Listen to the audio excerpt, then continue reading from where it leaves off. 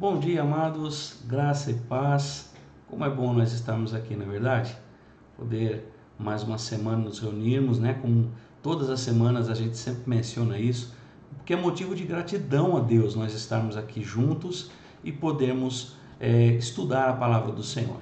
A boa notícia é que nós estamos retornando com os nossos cultos presenciais, já retornamos com os nossos cultos de domingo, inclusive este domingo, hoje, nós vamos celebrar a ceia do Senhor. Você é nosso convidado, compareça, participe dessa mesa, participe desse momento de graça do Senhor para a nossa vida.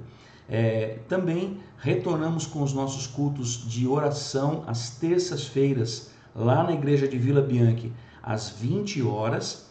E esta semana, a boa notícia, a novidade, é que nós retornaremos com os nossos cultos presenciais às quintas-feiras, às 20 horas, lá no prédio da Vila Bianchi, nosso culto de estudo.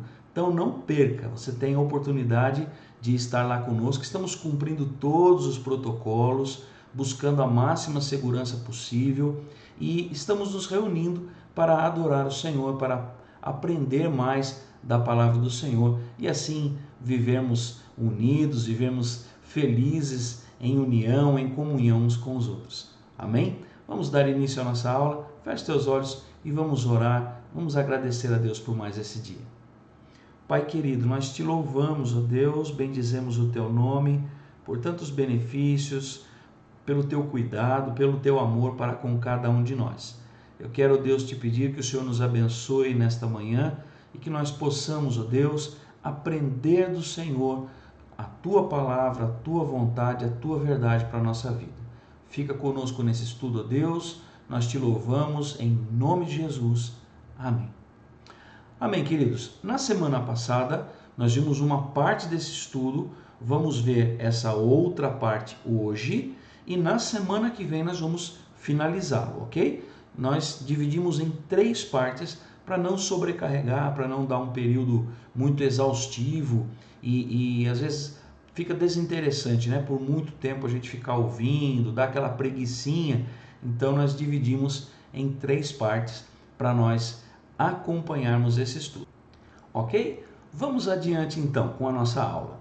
Vamos lá.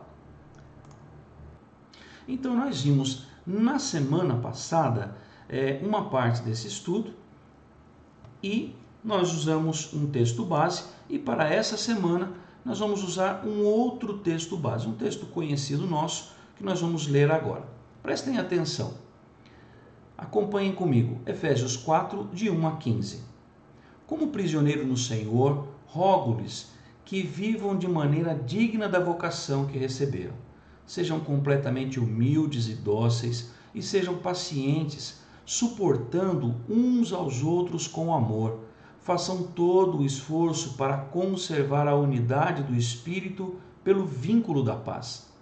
Há um só corpo e um só Espírito, assim como a esperança para a qual vocês foram chamados é uma só.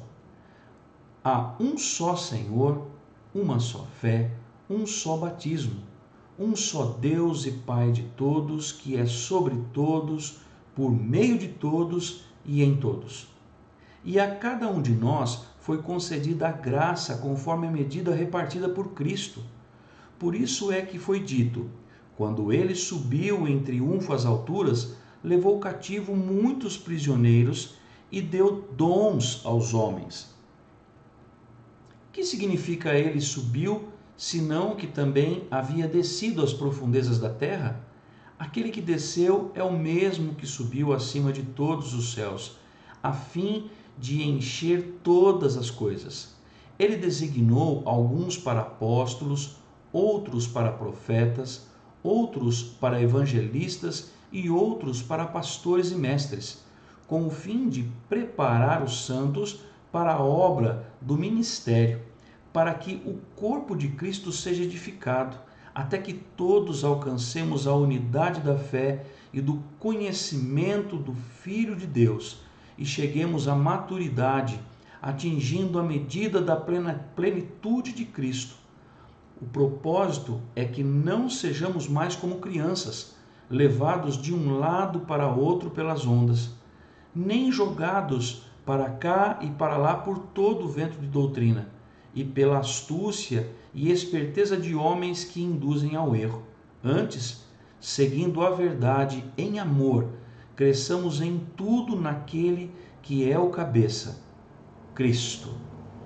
É nele que nós nos baseamos. É a ele que nós temos que imitar. É nele que nós depositamos a nossa fé.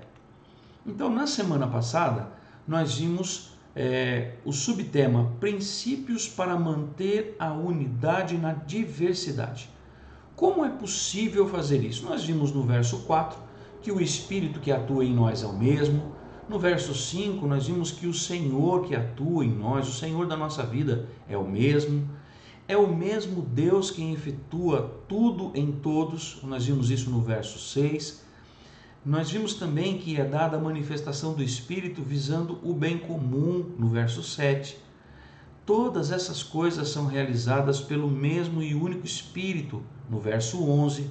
O corpo é uma unidade, nós vimos isso no verso 12. Em um só corpo todos fomos batizados, em um único Espírito, nós vimos isso no verso 13. Observe que o corpo de Cristo, mesmo possuindo muitos membros e diversas funções, mantém uma unidade firme, alicerçada no amor e nos propósitos divinos.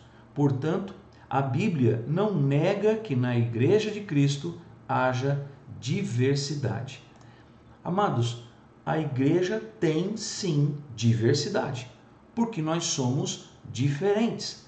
Deus nos criou, eu falei isso na semana passada, Deus nos criou de maneira especial, única, personalizada. Nós não temos o mesmo DNA, nós não temos as mesmas digitais, nós somos seres exclusivos, somos criação de um Deus criativo, um Deus que pode fazer coisas diferentes e pode unir essas coisas diferentes. Esse é o Deus que nós servimos. Então fica bem claro que a Bíblia não diz que na igreja todo mundo tem que ser igual. Diz que nós temos que ser unidos. Nós temos que buscar unidade. É isso que a palavra de Deus nos exorta e nos ensina. Vamos adiante. Superando o individualismo. Deus deu a cada cristão em particular uma função específica no corpo de Cristo. Esta função é orientada pelo dom espiritual ou graça, capacitação espiritual, a fim de sermos úteis em prol da unidade desse corpo. Mas quando se utiliza essa graça como pretexto para discórdias, facções, invejas e ciúmes, a unidade da igreja é profundamente prejudicada e a pessoa se torna, ela mesma, um parasita no corpo de Cristo. Olha só que interessante. Deus deu a cada um de nós, em particular, uma função específica no corpo de Cristo. Então, cada um tem um dom especial, uma capacidade especial, dada por Deus, dada pelo Senhor. E esse dom não é para nós guardarmos na gaveta. Esse dom que nós recebemos, essa capacitação que nós recebemos, ela tem uma finalidade. E o texto diz aí, a fim de sermos úteis em prol da unidade desse corpo. Por que nós temos essa capacitação? Para nós fortalecermos ainda mais a nossa unidade, nós servirmos uns aos outros e fortalecemos o corpo de Cristo. É para isso que Deus nos deu dons e talentos. Mas quando nós distorcemos a vontade de Deus, nós distorcemos o motivo pelo qual Deus nos entregou esses dons e esses talentos, e nós usamos esses dons, esses talentos para benefício próprio, nós geramos discórdias, facções, invejas e ciúmes e prejudicamos a unidade da igreja, prejudicamos a unidade do corpo de Cristo. E nós passamos então a ser um parasita no corpo de Cristo. Sabe o que é um parasita? É aquele que se alimenta, fica lá grudadinho, né? Se alimentando do outro. Vou contar aqui um bicho muito asqueroso, né? Que ele tem essa atitude parasitária. O carrapato, ele vai, gruda e fica ali sugando, se alimentando, né?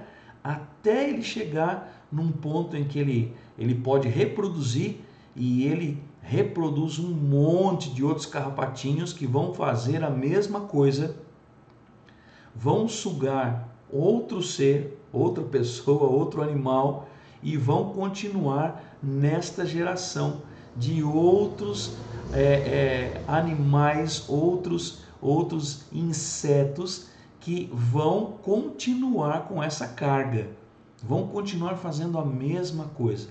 Olha que terrível, né? Olha que posição terrível.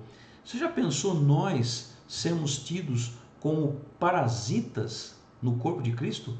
Pessoas que estão ali só se beneficiando, só sugando e não entregando nada, não servindo, não trabalhando com os nossos irmãos? É muito triste isso, né? Vamos ver um pouquinho mais adiante. Vamos lá.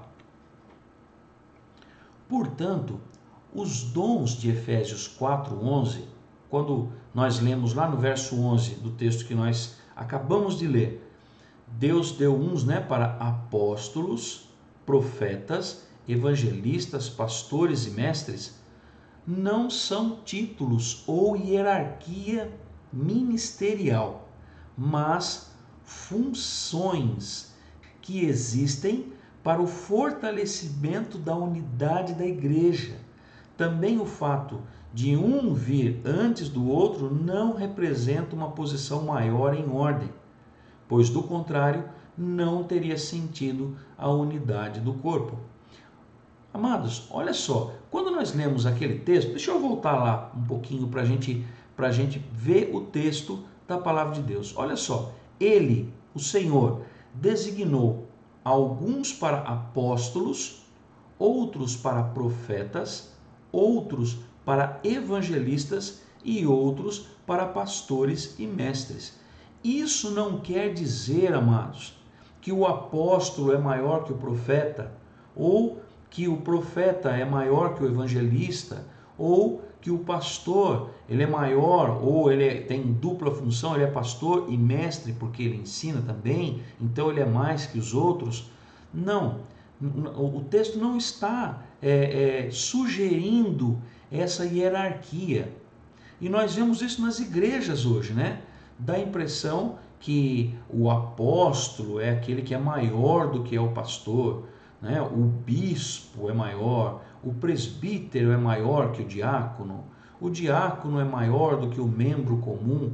Não, amados. Essas nomenclaturas são definições de funções pelo qual Deus derramou essa capacitação a fim do que? Olha o verso 12. Com o fim de preparar os santos para a obra do ministério, para que o corpo de Cristo seja edificado. Então não há uma hierarquia, há sim uma divisão de funções. Cada um tem uma função especial dentro do corpo. São diferentes, são ocupações diferentes, com funções diferentes, mas visam o mesmo fim, que é edificar o corpo de Cristo. Deixa eu voltar aqui onde nós estávamos. Também o fato de um vir antes do outro não representa uma posição maior em ordem, tá? Eles foram colocados assim simplesmente porque Deus inspirou Paulo a escrever dessa forma. Não é uma relação de posição, porque se fosse assim, então não teria sentido a unidade do corpo, né? Não teria sentido se nós colocássemos um à frente do outro, dá a impressão que um é mais importante que o outro. Então, tudo aquilo que a Bíblia está nos ensinando a respeito das nossas diferenças, mas que todos têm valor dentro do corpo, viria por terra. e não é esse o sentido da palavra. Vamos adiante. Após discorrer sobre os elementos que formam a base de um cristianismo genuinamente bíblico, Paulo continua argumentando sobre o mesmo assunto, só que agora o relacionando ao serviço do reino de Deus. Nos versículos de 1 a 6, Paulo tratou da nossa vocação cristã para a salvação e a unidade da fé, na qual os cristãos devem andar. Ele procurou mostrar que a unidade revelada na Trindade também precisa ser refletida na igreja. Olha como é importante uma igreja que não demonstra união, uma igreja que não vive união, uma igreja que não é notada por sua união. Ela também não revela a Trindade de Deus. Ela também não vive a união, não vive a comunhão ensinada pela palavra. Olha como é importante nós buscarmos orientação do alto e colocarmos em prática aquilo que Deus nos ensina. Paulo mostra então nesse texto também que a unidade que é revelada na Trindade, o Deus Pai, o Deus Filho, o Deus Espírito Santo, os três sendo um, em mesmo poder, em mesma autoridade, eles têm os mesmos atributos em força, em poder, em glória, em majestade. Eles não estão divididos, mas são diferentes. Cada um tem uma função especial dentro do propósito de Deus. Ok? Vamos um pouquinho mais adiante. Chegando ao versículo 7, o apóstolo utiliza a expressão cada um para comunicar um outro conceito. O conceito de que todos na igreja devem saber qual é o lugar que deve servir no corpo de Cristo. Esta compreensão nos leva a duas grandes verdades práticas. Anotem aí, prestem bastante atenção. Duas verdades práticas para nós como povo do Senhor. A necessidade de valorizar a individualidade do cristão como propriedade da personalidade humana. O que é isso? Vamos pensar um pouquinho. Vamos valorizar o indivíduo cristão como ele é. Valorizar as coisas que esse indivíduo pode fazer, os dons, os talentos, a sua personalidade, a maneira com que ele age dentro do corpo. Vamos valorizá-lo, vamos incentivá-lo. Essa é a primeira grande verdade. E a segunda grande verdade é a necessidade de valorizar a variedade de ações dos membros no corpo, que gera uma interdependência saudável na igreja. Olha como isso é bonito. Nós sabemos que um irmão tem facilidade em certa área, para certas coisas. Então, nós dependemos desse irmão, nós valorizamos esse irmão e dependemos desse irmão para nos ajudar nessa área. Nós temos facilidade para agir em outras áreas, em outras coisas, e podemos dessa forma, então, servir os nossos irmãos na igreja, no corpo de Cristo, usando os dons, os talentos que o Senhor nos deu. E isso gera uma interdependência, ou seja, um dependendo do outro. Isso é saudável. Quando nós pensamos no corpo de Cristo como corpo humano, assim como a palavra de Deus nos faz pensar, nós vemos que um membro depende do outro. Nós precisamos das pernas para andar. Nós precisamos e temos vontade de estar em algum lugar, mas precisamos das pernas para nos levar até lá. Precisamos das mãos, sentimos fome, mas precisamos das mãos para alcançar o alimento ou prepará-lo e levá-lo até a nossa boca para que a gente possa comer. Mas a mão não pode comer o alimento por nós. Então nós fazemos isso com a nossa boca. Isso vai para o nosso estômago processa esse alimento e nos alimenta. Olha só quantas coisas são diferentes, mas unidas e dependendo uma das outras. Isso é uma dependência saudável dentro da igreja. É isso que nós precisamos valorizar, incentivar cada vez mais. Enquanto nossa tendência é direcionar a mente para os dons como sendo dotações especiais do Espírito aos cristãos, é impressionante notar que na expressão "e Ele mesmo deu uns para", Cristo não está dando dons aos homens, mas dando homens como dons à sua igreja. Dá para entender isso? Ele não está simplesmente capacitando a pessoa com dons, mas ele está dando alguém que ele dotou com esses dons para servir na igreja, para servir no corpo de Cristo. Aí eu te pergunto, você tem sido uma dádiva de Deus para a sua igreja local? Pois se você está lá, meu irmão, minha irmã, Deus o dotou ou adotou com dons, com talentos, com capacitação especial do Senhor para que você sirva na igreja do Senhor. Você tem sido uma bênção, você tem sido uma dádiva do Senhor para a sua igreja local. Isso significa que cada cristão deve ser como dom ou dádiva de Deus à igreja. Todos nós temos que fazer isso, temos que abençoar os nossos irmãos.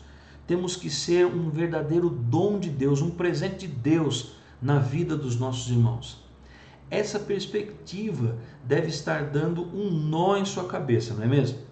Talvez esta afirmação seja radical quanto à sua maneira de pensar, especialmente se você está incluído na lista dos 5 dons ministeriais de Efésios 4:11. Lembra? Se você foi dado para apóstolo, para profeta, para evangelista, para pastor, mestre. Então, se você foi dotado, se você está nessa lista, talvez isso esteja dando um parafuso na sua mente. Mas a grande verdade é que todos nós temos que ser bênção de Deus na vida dos outros, na vida dos nossos irmãos.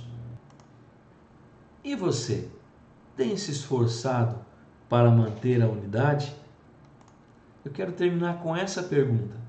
Você tem sido bênção na sua igreja local? Você tem se esforçado para manter a unidade da sua igreja, a unidade do corpo de Cristo? Você tem feito isso?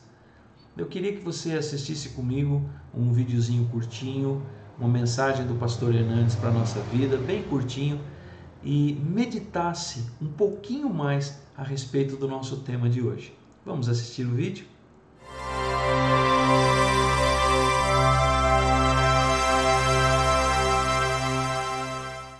A sociedade brasileira e mundial sofre do mal crônico do individualismo. Nós somos mais de 7 bilhões de habitantes no planeta, mas somos uma geração que caminha solitariamente e cada indivíduo pensa apenas no seu mundo. A gente olha para o semelhante como um concorrente.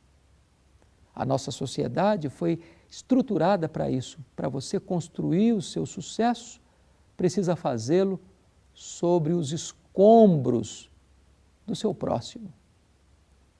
Nós vivemos assim, cada pessoa isolada no seu mundo.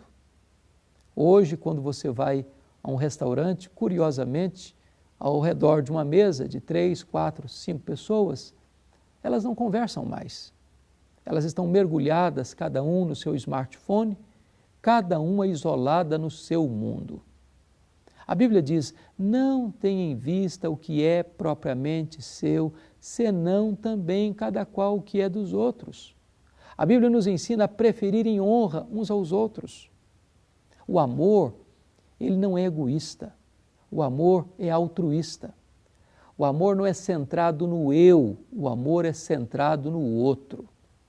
Então, nós precisamos quebrar esse ciclo vicioso do individualismo. Nós precisamos aprender a viver em comunidade. Nós estamos cada vez mais nos introjetando para dentro do nosso mundo e deixando de nos desabrochar para a vida e olhar ao nosso redor, conversar com a família, conversar com os amigos, viver em grupo. Até as nossas festas estão nos isolando. É curioso isso, você vai para uma festa hoje de casamento, de aniversário, o som é tão alto que as pessoas não conversam mais, que as pessoas não se comunicam mais. Estamos vivendo esta bestialização da cultura, esse isolamento da cultura. E isso cada vez mais vai tornando o ser humano um ser egoísta, individualista e fechado para os relacionamentos. A vida é bela, vamos usufruir a vida, vamos experimentar a bênção da comunicação, de criar pontes de contato, de fazer amizades, de celebrar a vida em família, no trabalho, na escola, na igreja. Nós somos um ser gregário, Deus nos fez para os relacionamentos e nós não podemos viver saudavelmente, fechados e trancados nesta jaula do individualismo.